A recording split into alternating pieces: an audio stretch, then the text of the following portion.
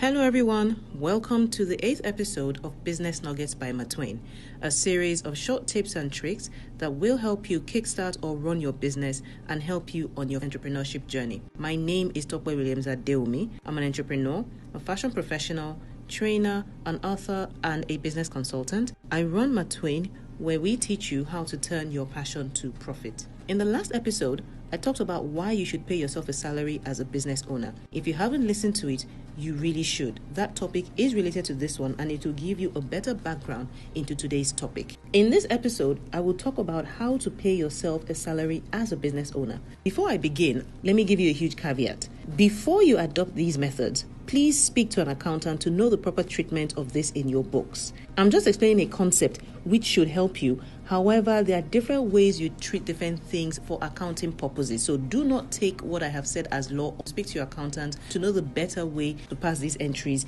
in your books. Nonetheless, these are things that you can adopt because the whole essence is for you to be able to pay yourself for all your years of hard work. So in accounting, we have certain principles that must be adhered to when determining the health of your business. One of them is the accrual method, which simply means you record a business transaction when it is done, not when cash is exchanged. So for example, if you sell a car to someone, you should record it as a revenue whether the person has paid you cash or not. This method of recording your sales and expenses is a more accurate way of determining the health of your business. Now, when you pay yourself a salary, it is an expense to the business.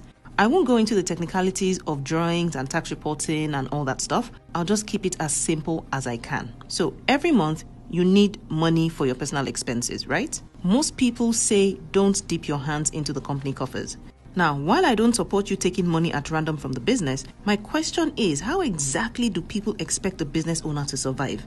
Of course, it has to be from the proceeds of the company. Why else am I working so hard? Now, of course, I didn't just pay myself a certain something because I knew the business was in the early stages and it really wasn't strong enough to sustain my livelihood. And yes, I was a very frugal spender as well. So it's not like I needed that much money. I could maintain myself for as long as I could, as long as, the business was working. And most times, even when you pay yourself a salary, you end up spending that same money on the business. So it really was just something I needed to survive. I didn't just pay myself something at random. So what I did was I created a formula that helped, which I wrote on my blog under the topic, how to pay yourself as a business owner and not feel guilty about it. So for the sake of simplicity, you pay yourself a salary at the end of every month. Now, while we know the business is not strong enough to pay you the 5 million you deserve as a CEO as salary each month, you can recognize the expense as a liability in your books. A liability is any amount the company owes to anyone. It can be a short-term liability, which means the amount has to be repaid in less than 1 year, or long-term liability, which is over 1 year. Of course, you have to be reasonable in setting a salary. So what you can do is conduct some research into how much similar businesses pay their founder. There really is no point just calling some random figures, especially if you know that your business cannot sustain it. So let's think of a tinier figure, which is maybe 250k as salary. But because your business is too tiny, you can only actually take out cash of 50,000 or even 20,000. Whatever you do, decide on a cash payment that you can use for yourself, not reinvest in the company. It is a great feeling to be able to pay yourself no matter how little, even if it is just 5k. I remember when I first paid myself a salary, I felt so great. I spent the money without even recording it intentionally because I was sick and tired of recording every 20 naira I spent. So, your salary is 250k, but you can only afford to pay yourself 50k cash. That 200k extra must be recorded in the books as an amount the business still has to pay you, and it is sitting in your books as a liability. It is even beneficial to you because if under extenuating circumstances, you dip your hands into the company account for whatever reason, you can net it off against what the company is owing you. Think about it.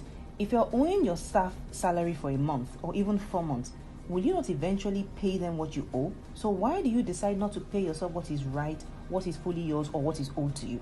But like I said, you can decide to pay yourself at a later date when money comes in, or like the case of the last episode, someone wants to invest in your business. You can use that opportunity to pay yourself back for what you have been owed. So take note of all the monies you were meant to be paid by your company and record them in an accounting software or even an Excel or even a notepad. Wherever it is, just write it down, but make sure there is some form of documentation that confirms that the company is meant to pay you this amount, maybe as a form of letter to yourself or something that shows how much, sort of like an employment letter that states what your remuneration should be at the end of every month or at the end of every year. Now, the second method was something I did in the early days, since I knew that I would eventually even pour everything back to the company. I mean, whatever money I paid myself, I still used up on the company anyway. So I couldn't really afford to even give myself a cash salary per se. And this was what I wrote on the blog as well. So what I did was I recorded an amount the company was meant to pay me in a notepad, right?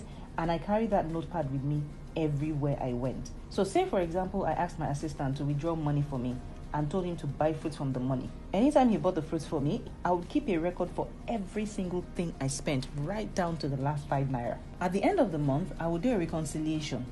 If I was meant to get paid, say 100,000, and I only spent 80,000 during the month from, this purchase or that purchase that came directly from the company account, then I knew next month I could spend 120,000 because the business was owing me 20,000, right? Now, if I spent more than that amount, so say for example, in a previous month, I spent 135K. I knew next month I could only spend 65,000. And that really helped me. So basically what that means is, if in a month, let's use a simple figure like 100,000. If in a month, you're supposed to pay yourself 100,000 salary or cash or whatever it is, and for some reason you have to dip your hands into the company's pocket, maybe you needed the odd 5,000 naira here, the odd 10,000 naira here, you basically compute everything that you're supposed to have spent. At the end of the month, calculate which one was a business expense and which one was a personal expense. If the amount is not up to 100,000 that you spent on yourself in that month, then that means the business still owes you a little extra, which you can decide to hold on to for a future date or even use up the following month. So say, for example, the 100,000 I picked this year, everything amounted to like 80,000. It means the business is still owing me 20,000. So next month, what I can do is, at least I won't feel guilty. Next month, I can decide that, that means my salary this month is like 120K. If it's 120K, I can decide to do the same thing I've done last month and spend up to that 120,000. That way, even if you are dipping your hands into the company's pockets, you don't feel guilty that you are stealing the company's money, because essentially it is money for all the work you have done. So, dear business owner, factor in your salary because you have earned it.